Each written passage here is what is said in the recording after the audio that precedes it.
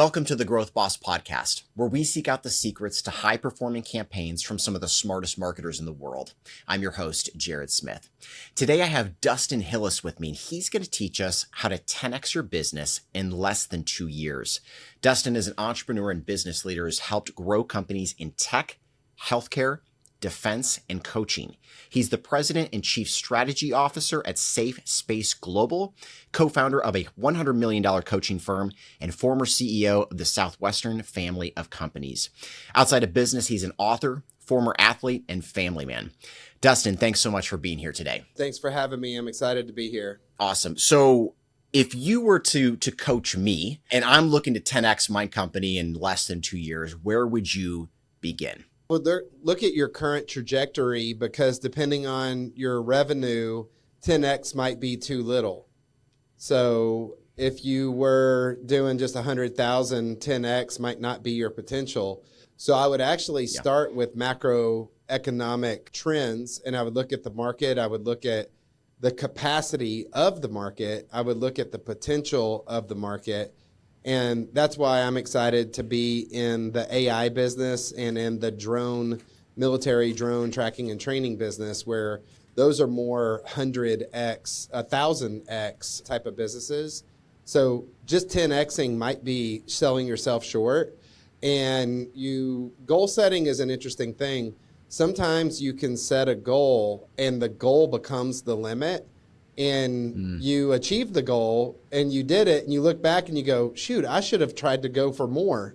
And so I would actually start with the actual process you use to evaluate where you currently are and what the potential is. Because as a business owner, as a leader, as an entrepreneur, I think that the thing that God wired us to do is to live into our potential and to grow our businesses to the maximum potential. And so figuring that out might be, 20x, 50x, 100x, 10x might not be the one thing. So once you understand the macroeconomics, you would go into really what my book's about. So capacity building your business bigger than you has 5 pillars. So you have executive strategy, business development strategy, marketing strategy, legal strategy, and financial strategy. And then there's a bonus pillar, which is life strategy and optimizing your life. So you would dive into each of those, and that's really what the entire book is about. So interestingly enough, you said kind of the step one is to look at the capacity of the industry. What about the capacity of the individual? Where does that fall into play? Absolutely. So that's the first pillar, which is executive strategy. And as the entrepreneur, the stem winder, the leader, typically you need to look in the mirror and start with yourself. I enjoy assessments. There's a lot of them that are out there. Some really popular ones is Strength Finder 2.0. Gallup Consulting wrote that book, and I think it's about $50 for the test. And it tells you what your 5 core strengths are, and then you could give it to your executive team and have each of them assess what are your strengths. So once you understand your strengths as the leader and you understand your executive team's strengths, I don't think you have to make your weaknesses a strength. I do think you should make your weaknesses neutralized, but then maximize your strength. So you might be a visionary leader who has the ability to negotiate, and you might have positivity as one of your biggest strengths. Well, as the visionary strategic leader, then you need to be leading meetings, you need to be in front of people, but you might not be the best detail-oriented numbers person. So do you have somebody else doing that part of the business, or are you doing the books just because you're the founder and you always did the books? So getting executive alignment is part of the executive strategy. So all the way to the point where as the CEO or the leader of the business, you create a job description for yourself. And most entrepreneurs have never thought of this. They just do everything. They're the rainmaker. They're the head marketing person. They're the person that's out there making it happen every day. And they've never thought, like, if I were to create a job description for myself, what would that look like? So by doing that, it gives clarity to yourself of You should be spending 90% of your time doing things that only you can do as the leader. And you should start recruiting team members and empowering team members to do everything else. So in the first step of capacity with executive strategy, it's figuring out who are the players on your team that you can grow with. And if you don't have the right team, then go recruit that team. So part of executive strategy is actually going out into the market, and maybe you need to hire that CFO that has a CPA that can get you to get your books to go from being a cash basis to GAAP accounting, and you have a 13-week rolling forecast that you start running the business off of. So you might need to go find that human, and they're not part of your team right now. You might find that you're spending so much time doing marketing, and you're like, I bet I could pay somebody $75,000 to do my social media marketing. And as the CEO and leader, I should not need to do my social media marketing. And there you go. Now you have another team member you bring in as like the director of marketing or whatever. And so you start building out like an organizational structure. And if you don't have the person on your team now, just put like a circle in the organizational structure with just the title of what you know you need. From there, you would put a 5-year business plan together. So you said 2 years. So if you want a 10X in 2 years, then reverse engineer that goal down to daily activity. So you would say, all right now I'm doing $1 million a year. 2 years from now, I want to be doing $10 million a year. So in order to do that, then I need to figure out what my average customer is paying. And then I need to divide that by 10 million, and that's going to be how many customers I need that year, unless you have reoccurring revenue. So you take what you think your reoccurring revenue would be plus your new revenue. So there could be couple of different ways to skin the cat to get to $10 million. But basically figure out, to get to that revenue number, how many customers is that? Once you know that, then figure out, okay, for me to get that many customers, here's how many people I probably need to give proposals to, do demonstrations with, whatever your selling model is. You know, there's a book called Measure What Matters by John Doerr, and he coined a term called OKRs. And he was the consultant for Google and Bono and U2 and a bunch of random other companies. And Google established these OKRs to grow their entire business to what Google is today. And Measure What Matters talks about taking that $10 million goal all the way down to daily activity. And a lot of times it's like, how many phone calls do you need to make per day for the next 2 years to quantify your ratios of how many appointments do you need to set, how many meetings do you need to run, how many proposals do you need to do to get X amount of customers that equals X amount of revenue. And if it's impossible for your current team to do it, then that means you need to recruit more people. So then I need to recruit 5 more salespeople that average X amount of appointments, and then you got a $10 million business. So as soon as your model can start operating based off of ratios, and you take the time to really understand your price point, you take the time to understand what your averages currently are, then you can put a plan together within your executive strategy on how to 100X. So like if you wanted to 100X your company, it's just math at that point. So one of the things I'm curious is, how do you look at the industry landscape from a strategic standpoint when growing? I understand you can kind of reverse engineer things backwards, but I think a lot of people, and there's a couple different industries that I think about that I'm in right now, would run into roadblocks at certain, targets. And I'll give you an example. So I've got an e-com company that did just shy of 10 million last year. I believe we could get to 10 million, but we couldn't, or 100 million, but we couldn't get to 100 million doing all the things we're doing now, even if we 10x'd all the things we're doing right now. You know what I mean? Like, yep. With our current channels, maybe we could get to 30 million. And then we're going to need new channels to go from there to maybe 70 million. And then from there. So how do you look at that to where it's like, we can't just necessarily hire, let's just say 10x more salespeople or cold callers or cold emailers and expect to 10x the company. At some point, you're going to be like, well, we've reached everybody in the industry. We've got to maybe expand the industry or do some things like that. How do you look at that sort of expansion? Yeah. So the last 2 pillars is financial strategy and legal strategy. And this is where those two intersect. So I would say mergers and acquisitions and leveraging financials are two strategies that you can deploy that could massively leverage your existing business. So I'm the president of a company called SafeSpaceGlobal.ai, and we're a publicly traded company. Our stock ticker is SSGC.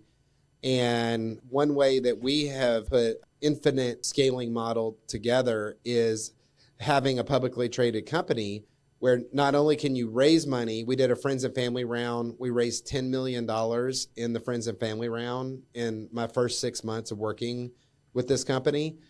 And that gave us the latitude to then invest and recruit our technology team out of Singapore and India, and to build out the sales channels, to build out all of our different operational divisions, which we successfully have done now. And now we're in growth mode.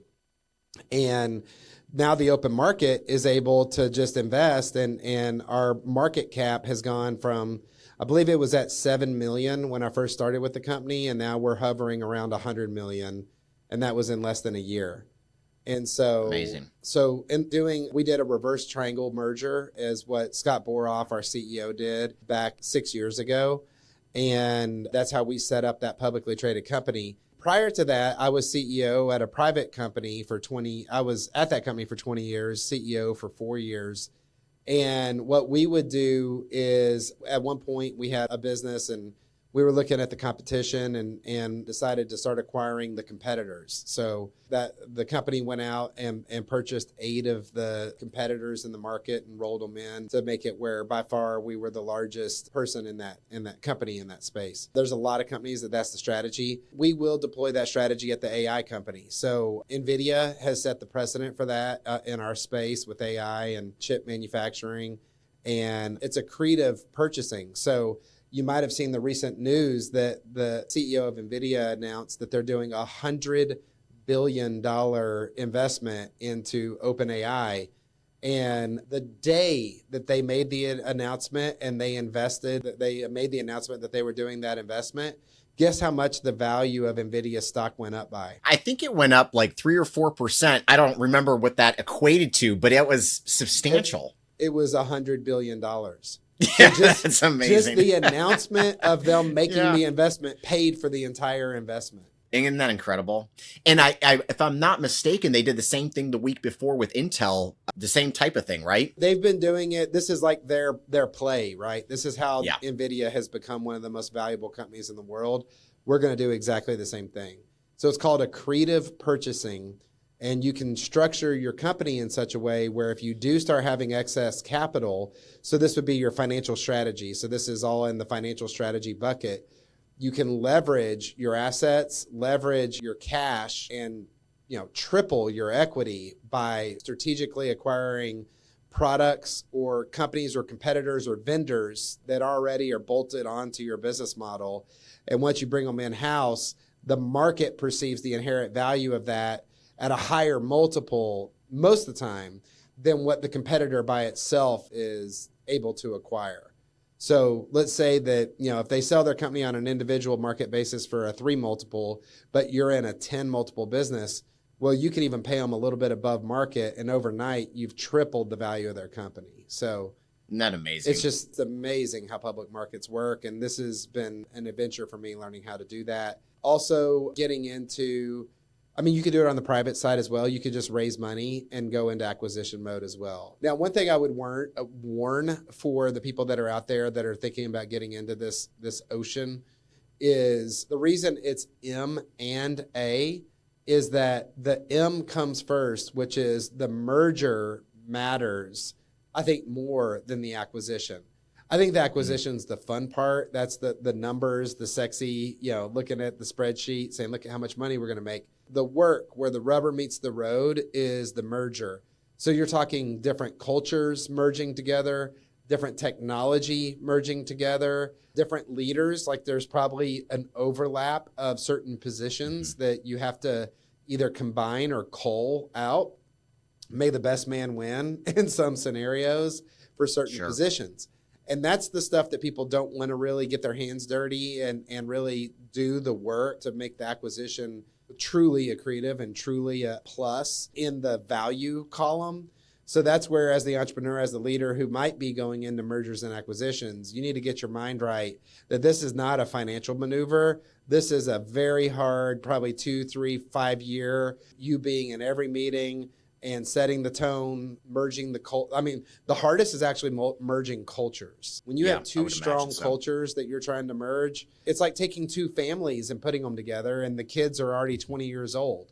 They're already set in their ways, and they already have family vacations that they're used to doing for the past 20 years. And so you have to be the dad that's like, all right, kids, I know you're used to going skiing for spring break, and these other kids are used to going to Utah for spring break, but we're going to Florida. So everybody get a smile on their face, and we're going to the beach, so. Yeah. Anyways.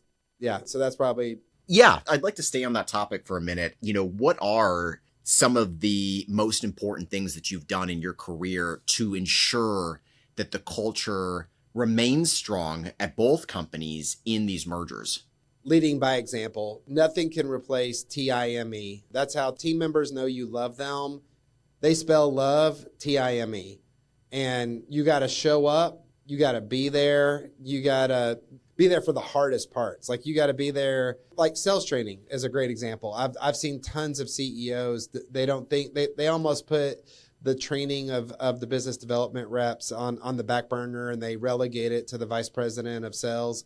And then they're just not physically there. And you got all these new reps that are really the lifeblood of your business that are part of the business development strategy. And it's like probably one of the biggest reasons they bought that company were these reps and their relationships and their ability to grow and scale. And then the CEO is not sitting there in the room during the whole session, or maybe it's 10 sessions that they're doing. And the most successful leaders that I have seen are sitting in the front row with a notepad, taking notes as if they've never heard the training before, and they're leading by example by physically being in the room. They're the ones taking everybody to dinner. They're paying for the lunch, and they're getting to know people. Like, that new team that's coming in, they're nervous. They're like, shit, my whole world just got ripped upside down. Who are these people? Do I trust them? And nobody can set the tone more than the leader. And so I've seen it done the wrong way, where the leader takes a mental break because it's so hard putting an acquisition together that after the acquisition, they think their job's done, and then they think their team's just going to do the rest. And it's like, no. The work is just getting started. You got to show up. You got to lead the meeting. You got to lead both teams into battle together, and you need to get on your horse and lead the charge into battle. Is that the reason, as you're sharing this, I'm like, this is probably why PE firms aren't more successful. I feel like they just come in and they're just numbers driven, and it's like, all right, let's keep going, and they're not hands-on. Do you think that's why so many PE private equity firms struggle with the acquisition side? And you hear about so many of these acquisitions falling apart, the companies, going out of business after they get acquired. Is it culture? Do you feel like that's really the part that they lack? Yeah, well, but the ones that you see that statistically, they're like, well, shoot, only 30% of our acquisitions actually work. If you're not having above a 60, 70% success rate, I would say you need to look at your fundamentals and look at your model. And it would be rooted in what we're talking about here. They're in the acquisition business, not the merger business. And right. So, exactly. And so, yeah, I would say that taking a look in the mirror, and it's easy to point fingers. It's easy to say, well, these guys just didn't figure it out. And it's easy to kind of get mentally lazy and say, well, we're just the money. Why would we care? But I appreciate it when I see folks that actually do care. They want to be like a managing board member, and they're like, hey, I'm going to be partnered with you. I'm going to roll up my sleeves. I think that the best money people can bring on is strategic money. You got to be careful who you accept money from. If somebody's only giving you money to make profit off of what you do, and that is a scary proposition. Versus somebody that brings value to the company. They bring relationships, they bring knowledge, they bring political pull, they can open doors that you could never get into. Those are the intangibles plus their money that you would want to have as a board member, as a strategic partner. And yeah, you're going to have to give up a piece of the rock in exchange for them to give you that money.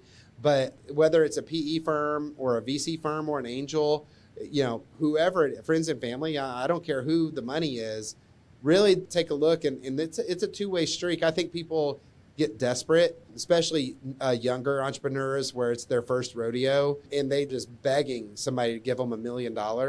And they go through like getting raped and pillaged. And it's just like, I think of like Mr. Wonderful on the Shark Tank, where it's like the worst possible financial thing.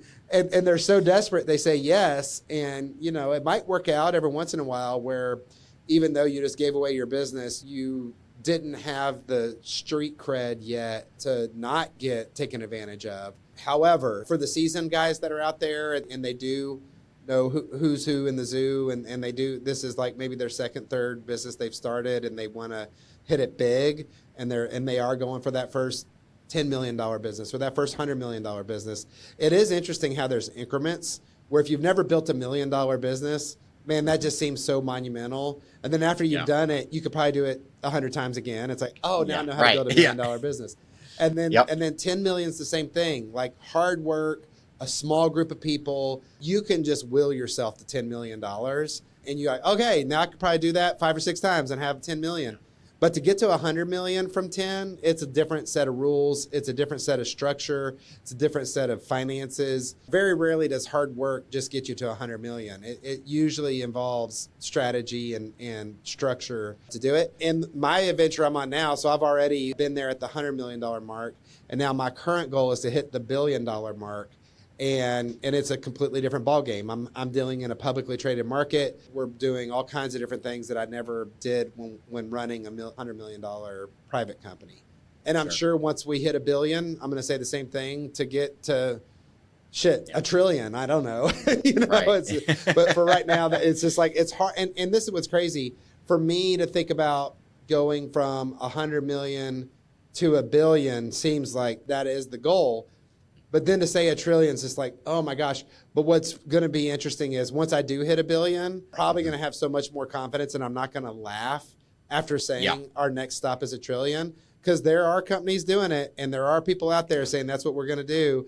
And they don't laugh after they say it. So it's all relative. Right. Exactly. Yeah. No, 100%. Confidence is so important in those early experiences as an entrepreneur. So we've nailed down, strengths and weaknesses as the executive, financials, the legal side. We've got the industry nailed down where we understand where we're going strategically, how we're going to get there. What comes next after that? Marketing is a pillar that you shouldn't look past. I think your marketing strategy, it really lights a fire within the realm of what you're capable of doing, a global reach. Marketing also is a broad term. So when you think of marketing, it's like saying the word sports. So when somebody says, oh, what do you do? And they go, oh, I'm a marketer. It's like saying, oh, I'm an athlete. It's like, okay, cool. So what sport do you play? Because, a really good tennis player, might not be good at basketball, but they're both athletes. And marketing is the same way. So you got to think of it strategically of like, do you have a marketing team? Do you have a comprehensive marketing strategy? I think of it like a pyramid where the top of the pyramid is your brand and your brand identity and your global brand identity with its reach. From your brand identity, it then layers down into your core identity. So what's your vision, your mission, your values, and your global brand will be driven off of your vision, mission, and values. And then underneath that are the core values and also your talking points, your narrative, your content. And then from there are all the ancillary legs that push your marketing. So you have your website, your collateral, your advertising, your PR, your social media that stands up the pyramid. And so you have to have a strategy around all that. A lot of times, I think it's similar to what I was saying a minute ago about the mergers and acquisitions. Marketing, I think CEOs, I think leaders, founders can also take their mind off of the focus marketing, and they hire a marketing company. They hire somebody that says, I do marketing, and they go, great, I have a marketing person. Now you do all the marketing. And they go off and do the thing that they like to do, and they try to forget about it. And I think that's a mistake. I think that the leader is the brand. Mm-hmm. And so if you're personifying the brand as the leader, then you need to have your head in the ball game and setting the tone, the image, the language, the content, the wording, casting the vision, reinforcing the mission, and living the values of the company over and over and over again. You know, the people need to hear something 7 times before they ever remember it from a marketing perspective. A leader, you know, when you're up on stage speaking, you should have about 5 canned keynotes that you have memorized, and you need to be able to do one in 30 seconds, one in 1 minute, one in 5 minutes, one in 30 minutes, and one in an hour. But basically all of them are saying the same exact thing. And that's what people want. They want that consistency. They want to know that you have a plan. They want to know that you're focused. And I think when you penetrate the market in your brand, it's coming from, you know, that leader that's like Elon Musk, who nobody doubts that guy's going to Mars. I mean, you know, you don't know how, you don't know why, you don't know what, you don't know when. But, you know, I wouldn't bet against him not going to Mars before he dies. Yeah. And talk about a hairy, audacious goal. I mean, that's as crazy of a goal as you could possibly think. But he talks about it all the time. He wears the T-shirt that says going to Mars when he's at the freaking White House. Like, he lives the brand through and through. All of his acquisitions are strategically with one goal in mind. The Boring Company, why did he buy the Boring Company? They're going to have to build tunnels on Mars to live in Mars. Why did he buy a solar company? You have to have solar to live on Mars. Why did he buy Tesla? You have to have electric vehicles to live on Mars. So people think that he's Neuralink. Why would you need that? Well, you probably need really smart people that are doing things that other humans haven't thought of to figure out how to build a colony on Mars. And it's like everything he's done has been with one vision, one goal, and he's reinforced it again and again and again. And I think that's why he's the wealthiest man in the world. Yeah, absolutely. I want to talk a little bit about branding as a business owner. We've noticed over the last decade that this has become critically important for entrepreneurs to be successful. And you look at, you know, NVIDIA or Elon, you know, even Gates in the early days, but so many entrepreneurs these days have their brand, their personal brand out front. They are the brand of the company. What do you feel like are some keys that entrepreneurs need to be thinking about as they do that probably for the first time? You know, we've got a lot of different kinds of entrepreneurs listening to this. And they're like, oh my gosh, you know, I got to build a brand now. Where do I start? What's some advice you could give them? Great question. And I've had to learn this game. I am not comfortable with it. I would prefer being the business guy that's more behind the scenes. And I did that for probably the first 10 years of starting my first business. And what I found was people want to point to someone as the leader. They want to hang their hat on somebody that they can trust. And a company only goes so far. It doesn't have a soul, and people do. And so for the first 10 years, I very much was not even out there trying to market, trying to say, hey, look at what we're doing, not being a spokesman. I think a spokesman's the right word. And I think that every company wants a spokesman. And will happen to you as a leader, and test me on this, if you don't become the spokesman, somebody else will, and they'll be less powerful than you. So you'll have, you know, somebody on your marketing team, you know, maybe somebody from the operations team, maybe somebody will start saying, here's what we do, everybody. And people will be like, wow, tell me more. And the next thing you know, you're having to like pull that person to the side going, hey, really what we do is this. And I appreciate your passion. I appreciate what you're saying, but you're kind of not hitting the mark. And I found myself doing that with some people in the early days. And I go, man, like I need, it needs to, and I found when I would speak on stage or get interviewed, that the response was always positive and like, wow, we want more. And so begrudgingly, I went into starting with the basics. I started a blog in 2006. I think that's when blogs were invented. It probably was, yeah. and then the same thing with the podcast. Like, I didn't really want to do a podcast, but I just saw the writing on the wall. So started doing podcasts, then started hosting a podcast. And then social media, like needing to really brand my social media. And none of this came natural. I had to hire professionals, and I've spent I've spent hundreds of thousands of dollars to marketing professionals who've helped me with branding, understanding, even the graphics, the fonts, the color schemes, all of that matters. And psychologically, you know, when you go to somebody's website, like if you go to dustinhillis.com, every single thing on that website, I had a professional help me think through from a marketing, branding standpoint. And the same thing for all the companies I'm involved with. So if you go to safespaceglobal.ai, you know, that is all marketing professionals guiding us on the brand identity. And then once you establish that, you have to live it. And you know, I wear my company shirt, my company hat, you know, I wear it almost every day. And so that's part of it. And, you know, it's kind of like President Trump, whether you hate him or you love him, that guy's freaking good at marketing. And how many times have you seen, you know, the red, you know, Make America Great hat that he wears? Yep. That's branding. He is a branding master. And so it works. Whether you like it or not, it works. I think the CEO, you know, Jensen Huang, the CEO of NVIDIA, he has a great brand. You know, he wears that leather jacket, so he looks like this cool tech CEO, and you know, he's the cool guy, and shoot, he is. I think he's cool, and he's got a brand, he's got an image, he's consistent. When you see him, you're like, there he is. And so, you know, Elon Musk, black shirt, you know, or the Mars shirt, like I said, he even wears it to the White House. And so, you know, all of that is things you have to consider. Regardless, I think that the main point is, as a leader, you need to lean into, you have to embrace it if you are the leader of the company.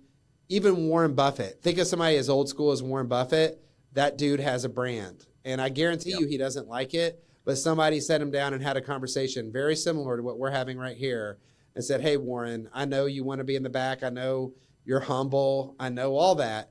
And we need you to be our spokesman. 100%. Dustin, I'm curious, if you could go back and talk to your 22, 23-year-old self, what would you tell him at this stage of your life with everything that you know? And you could go back and have that conversation with a younger version of you. What would you say? Great question. You know, I'd probably start with just saying, hey, you're doing a great job. You really are going all in at an early age. I'm proud of you. And good job on giving life everything you got. And you're going to live for at least another 20 years. And so you don't have to do everything now. You don't need to sacrifice, you know, your health, or, you know, it's okay to adhere to the special ops saying slow is smooth and smooth is fast. And so, yeah, I think that my old self, I think I've learned how to tempo myself a little bit more. I think I'm playing the long game more. And my younger self, everything had to happen yesterday. I know I burned out dozens and dozens of people that work for me just from being too hardcore.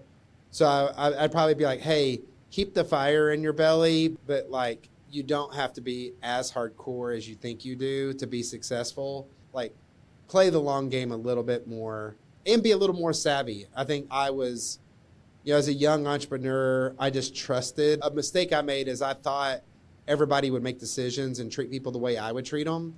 And the reality is they don't. So don't assume people are going to do business and have the same level of integrity that you have. You know, people will tell you one thing and do another.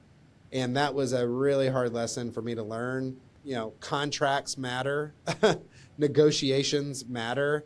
Don't just assume because somebody, you know, going back to that venture capital, you know, PE firm type stuff. I think that's why young entrepreneurs get taken advantage of is they don't even read the contract. They don't negotiate at all. They're just like, sweet, I got my shot. And they take it. And they don't even negotiate the terms of their first company.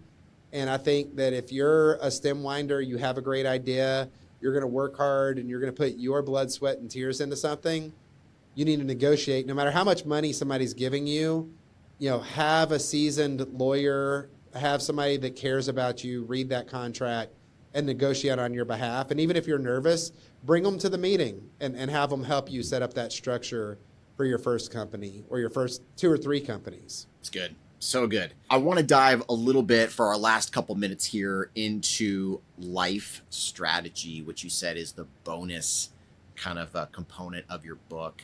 Let's delve into that a little bit. What does that mean, life strategy? Yeah, I think that, again, going back to in things that are easy to overlook, when you're wired a certain way, you can just put your head down, and it's a gift and a curse where you can just work for 2 or 3 years and not even realize that you haven't gone on a family vacation. Or, you're working so hard, you realize, oh, I haven't worked out in 6 months. And you're working so hard that you haven't done a date night in 3 months.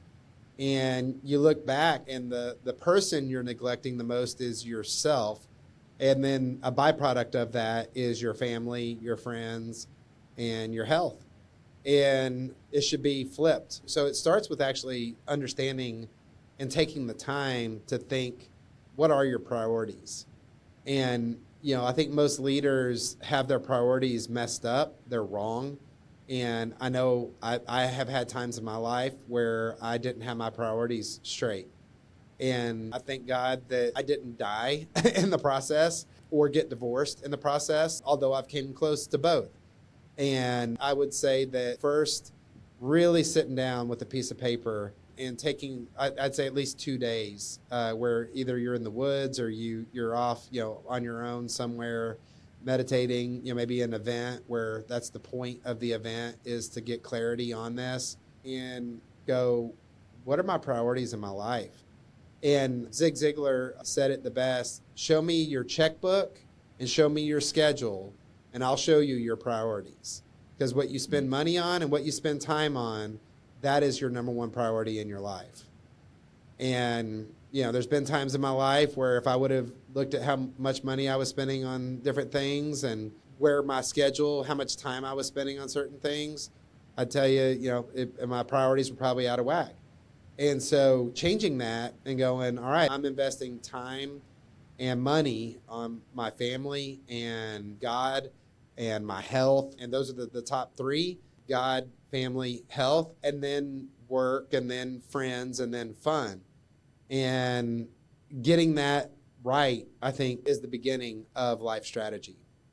From there, creating rules, creating boundaries, and creating agreements with yourself to begin with, and having non-negotiables that you live your life by. That's part of maximizing your life. And for business-minded people, it's easy to make rules within your business, and then you break all the rules within your personal life. And it's messed up, right? It's like, wow, do I really have integrity if I'm doing that? And so taking a long, hard look in the mirror going, number one, with your health, if you die, then it doesn't matter how hard you work. It doesn't matter how successful your business is. Plenty of people, I'm 43 right now, and I know of people that have dropped down dead at my age from a heart attack just from neglecting the basic health things. And I think I easily could have done that by now if I didn't slow down and go, hey, if I've got to take this serious or it's the end of the game, and it's how ridiculous is that? Same thing with your family. Like, family takes work. I think for a lot of us, the work is the easy part and the family work is the hard work. And so you have to, you're not paying your family, but you are paying the people that work for you. So sometimes your family can be your biggest critics, and you might not like to hear what they have to say, but sometimes it's worth listening to. So really, it's the same thing I was saying about the team. It's even more important with your family. How does your daughter or your son spell love? T-I-M-E. And I promise you, your spouse spells love, T-I-M-E. And so for me, building traditions has been part of my strategy. So I watched a YouTube video back probably when I was like 25. And it was probably a guy about my age now doing this TED Talk. And he said, I think bucket lists are crap. And he said, imagine this, you're 70 years old, you're old, you can't move, you've made a bunch of money, and now you're too old to go do all the things you really want to do. How dumb is that? And so what he did, he started with 1 week, and then he did 2 weeks, and then he did 3 weeks, and then he did 4 weeks. And by the time he had given the TED Talk, I think he was taking 2 months to go on family vacations and go do these epic trips that were on his bucket list, but now they're integrated into his life, and he does them every single year. And he said, guess what? My business grows with me still doing my trips. And he said, it's unnerving. The first time you do it, you really do feel like that shit's going to hit the fan, and you're going to come back and your business is just going to be on fire. And I felt the same way. I remember about 3 years into starting my first business that we did our first 1 week long vacation. And I was like, there's no way the business is going to survive me being gone for a week. And sure enough, I came back, and it's cool. When you do that as the leader, your people step up. If you hire the right people, they learn like, oh, like I'm going to make this decision. I'm going to like step up. I'm going to lead this meeting that usually, the boss leads. And you really see who your leaders are by you taking a week off. So there's this interesting thing that happens culturally. Now you need to do it right. You need to set proper expectations. You need to let them know it's coming. Usually the week before your first 2 week vacation and the week after your 2 week vacation is hell on earth. I mean, it is like just everything being crammed in because they know you're going to be gone for 2 weeks. But then you do it and it's like, oh my gosh. And number one, you're a better human. You come back and you're like ready to take on the world. Number two, your team is like, look at what we did without you. So they have like this proud element of like, we took care of the house while you were gone, Dad, Yeah. And so, and then you can build in rhythms. Getting past 10 days is really hard. 2 weeks is about the most that I think is healthy, but you can do it a couple times a year. So you don't have to take a whole month off, but you could do, 3 days here, 1 week there, 2 weeks here. And you can also work while you're gone. So that's what I think COVID has taught a lot of people is you can, go to some exotic location, work a half a day on Monday, half a day on Wednesday, and 2 hours on Friday, and get a lot done in that schedule. And you're still, at the beach with your kids pretty much every day. You're going to dinner every night. And there might be time, a week, a year where you legitimately shouldn't work just to recharge. Yeah. So I think there's all kinds of different interesting ways you can approach having this awesome life, living your bucket list, still managing a very successful, growing, thriving business without missing opportunities in life to travel, to take your families to cool places. Just make sure they have good internet when you go places. And you got to be a badass with time management. Like you got to be so dialed in to your schedule that when you're waking up, when the calls are happening, when the calls are over, and you've got plans with the family right after that call, and that's all part of it. Yeah, that's it. You just know when your calls are ending, so you have plans with your family. And really that's the key with life strategy is knowing your priorities, managing your schedule like a badass, and not being afraid to lean into the either and mindset, which is you can have an awesome life, you can have an awesome family, you can have vacations, and you can run a successful business. You don't have to sacrifice one for the other, which is the myth that I've heard people say, which I think is bullshit. Yeah, 100%. I would agree. Dustin, this has been a phenomenal episode. Really appreciate your time. For those that want to connect with you, follow you, what's the best way for them to do that? Yeah, so Capacity, Building Your Business Bigger Than You is available at my website, dustinhillis.com. We do have bonuses. So if you pre-order the book, you get a training session emailed to you on capacity. If you order 10 or more books and give them to your leaders and your friends, there is an entire training series. So you get all 6 pillars sent to you via email, and you can go through the training even before you get the book. If you order 100 copies of the book, you can come here to Nashville, Tennessee, spend an entire day with me at the Greatness Factory, and we talk about how to integrate capacity into your business in a seminar session. And then if you order 1,000 books and give them out to your whole company, then you'll come spend a day with me in Cabo, Mexico. We're going to go golfing, fishing, and get one-on-one with a business plan for you on how to integrate capacity into your 5-year business plan. So that's DustinHillis.com. Obviously, it's available on Amazon if you wanted to check it out there. And I'm on all the social media channels. Instagram, LinkedIn are probably the two that I use the most. Just make sure to do the Dustin Hillis with the blue check if you're going to Instagram. Beautiful. Love it. Thanks so much again, Dustin.